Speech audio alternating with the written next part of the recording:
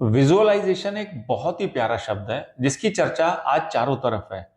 आज हम कोशिश करेंगे इसको थोड़ा सा सरल भाषा में समझने की। हमारे जहन में जितनी भी मेमोरीज स्टोर्ड हैं वो ऑडियो विजुअल फॉर्मेट में स्टोर्ड हैं। आप अगर आंख बंद करके कोई भी मेमोरी को, पास्ट की मेमोरी को अगर रिकलेक्ट करने की कोशिश करते हैं तो आप देखेंगे कि वो मेमोरी आपके पास ऑडियो विजुअल फॉर्म में अवेलेबल है। हाँ, ऐसा जरूर होता है कि कहीं पर ऑडियो हाई होता है, कहीं पर विजुअल्स हाई होते हैं, लेकिन आपकी सारी की सारी मेमोरीज ऑडियो विजुअल फॉर्म में ही अवेलेबल हैं। अब हमें यह समझना है कि जब भी हम किसी चीज को याद करते हैं तो उसकी फीलिंग कहां पर आती है।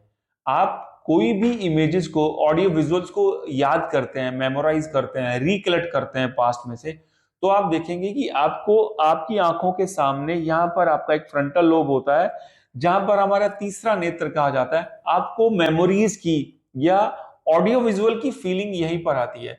ना तो ये पाम पे आती है, ना एल्बो पे आती है, ना पैर पे आती है, ना कहीं और आती है।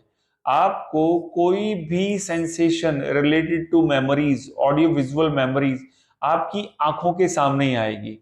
ठीक है। और सारा दिन हम कुछ भी काम करते हैं, हमारी आंखों के आगे पिक्चर्स रोल ऑन होती रहती है। एज पर योर वर्क, आप जिस तरह का भी काम करते हैं, हो सकता है कुछ लोगों को बहुत सारी मेमोरीज या बहुत सारे ऑडियो विजुअल्स आंखों के आगे घूमते रहते हैं, रोटेट होते रहते हैं, या कुछ लोगों को कम होते हैं। लेकिन एक बात पक्की है कि जितनी भी मेमोरीज हैं वो ऑडियो विजुअल फॉर्म में है, और दूसरी बात, वो आपको अपनी आंखों के आगे घूमती हुई नजर आएंगी। अब हमें ये समझ में आ गया है कि मेमोरीज कहां पर होती हैं और कैसे, किस पोर्शन में घूमती हुई नजर आती हैं। अब अगर हमने अपने फ्यूचर को प्रेजेंट में देखना है, इसी प्रक्रिया को विजुअलाइजेशन कहा जाता है। हम फ्यूचर में जो भी चाहते हैं, आपका कोई भी ड्रीम है, कोई टारगेट है, आप उनसे रिलेटेड छोटे छोटे इमेजेस को क्रिएट करना शुरू करें। इसको आप कहीं पर भी शांत जगह पर बैठकर भी क्रिएट कर सकते हैं। इनिशियली आपको ये थोड़ा सा पुश करके क्रिएट करनी पड़ेंगी इमेजेस, लेकिन धीरे धीरे जब इमेजेस बनने लग जाएंगी तो आपकी आंखों के आगे वो ही ट्रेवल करती हुई नजर आएंगी।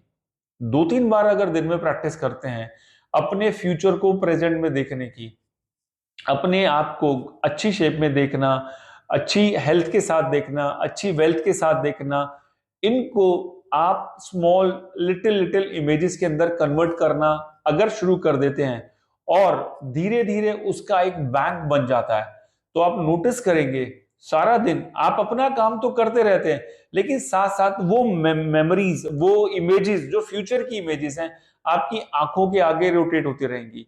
This is the best way to create your future, visualization. इस तरह से आप अपनी इमेजेस को लगातार क्रिएट करते चले जाएं। कोई भी प्रकार का टॉपिक हो सकता है, आपका अच्छी हेल्थ है, अच्छी वेल्थ है, आपका रिलेशनशिप है, फ्यूचर में आप क्या चीजें अचीव करना चाहते हैं, उन सब को इमेजेस में कन्वर्ट करें। कैसे करें? शांत जगह पर बैठकर आंखों को बंद करके उसके बारे में, पर्टिकुलर किसी टॉपिक के बारे में सोचना शुरू कर दें। धीरे धीरे क्या होगा कि आपके जहन में उनकी इमेजेस बननी शुरू हो जाएंगी। जैसे जैसे आप इमेजेस को बनाते हैं, कोशिश करें वहां पर कुछ ऑडियो इफेक्ट्स भी हों, मींस कोई ना कोई साउंड हो वहां पर। साथ ही साथ ये ज्यादा जरूरी है कि आपको वहां पर कलर्स नजर आ रहे हैं। आपकी जो आप इमेजेस क्रिएट कर रहे हैं उसके अंदर कलर कलर्स हों। कलर्स की अपनी एक इंपॉर्टेंस है। साथ ही साथ अगर पॉसिबल है उस इमेज के अंदर, उन विजुअल्स के अंदर ऑडियो इफेक्ट भी हो।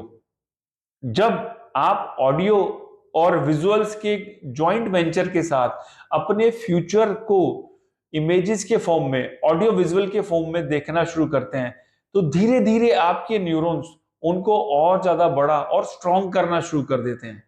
आपने कुछ भी नहीं करना है, एक दिन में कम से कम 2 बार या 3 बार उन इमेजेस को अपनी जबरदस्ती या किसी भी तरह से स्क्रॉल डाउन करना है अपनी आंखों के आगे। जब आप उन इमेजेस को घुमाते हैं, रोटेट करते हैं, तो हमारे न्यूरॉन्स उनके लिए ट्रेन होना शुरू हो जाते हैं, वो उसके लिए एकदम रेडी हो जाते हैं। जैसे जैसे आप इसकी प्रैक्टिस करते हैं, आपको अपने फ्यूचर पर कॉन्फिडेंस आना शुरू हो जाता है। And this is the best technique for visualization. Thank you.